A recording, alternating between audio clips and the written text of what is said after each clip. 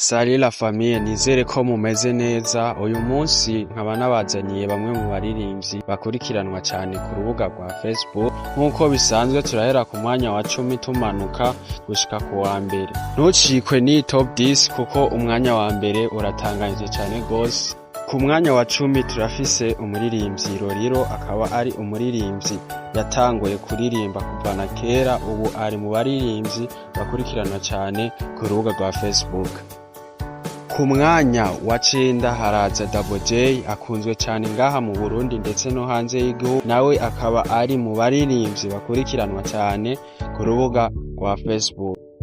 Ku mwanya wa 8 haraza DJ Fernando, akaba ari umuririmvyi afise video ifise amaviews menshi kuri YouTube, akaba nawe yabashije kuja muri liste ya top 10 y'abaririmvyi bafise aba followers canke se aba abone benshi ku rubuga rwa Facebook.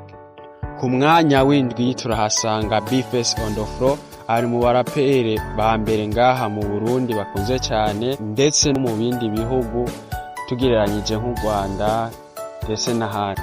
Ku mwanya wa 6 tukaba dufise Kiriku Akiri, akaba ari mu muririmvyi akunzwe cyane ngaha mu Burundi ndetse no hanze y'igihugu, akaba ari n'umuririmvyi afise na sound yisangije, afise n'amakreation yisangije ngaha mu gihugu cy'u Burundi. Ku mwanya wa 5 akaba ari Alvin Smith, umustar akunzwe cyane ngaha mu Burundi ndetse no hanze y'igihugu kubera ukuntu yitwara ku mbuga ziwe, akongera akaba ari umuririmvyi yamenyekanye cyane nko muri comedy cyane cyane no kuririmba kuko niko henshi bamumenyeye. Akaba ari n'umuririmvyi asanzwe akina ibintu vyinshi nka filme n'ibindi. Ku mwanya wa 4 akaba ari Big Fizzo, numwe mu baririmvyi batanguye kuririmba mu Burundi ndetse no mu karere ka East Africa kuva na kera, ndetse akaba ari no mu ba legende ba mbere ngaha mu gihugu cy'u Burundi batanguye kuririmba. Ku mwanya wa 3 dufise Mr Champagne, akaba ari umuririmvyi akunzwe cyane cyane ku mbuga nka TikTok, Instagram, Facebook n'ahandi.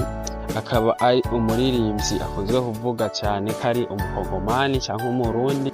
Ku mwanya wa 2 akaba ari Satbi Saturama, n'umwe mu baririmvyi bakurikiranwa cyane ku rubuga rwa Facebook, akaba ari nawe muririmvyi ariko aragwana kugira izina ryiwe rishike kure cyane ku isi akoresheje umudiho yise Buja Piano.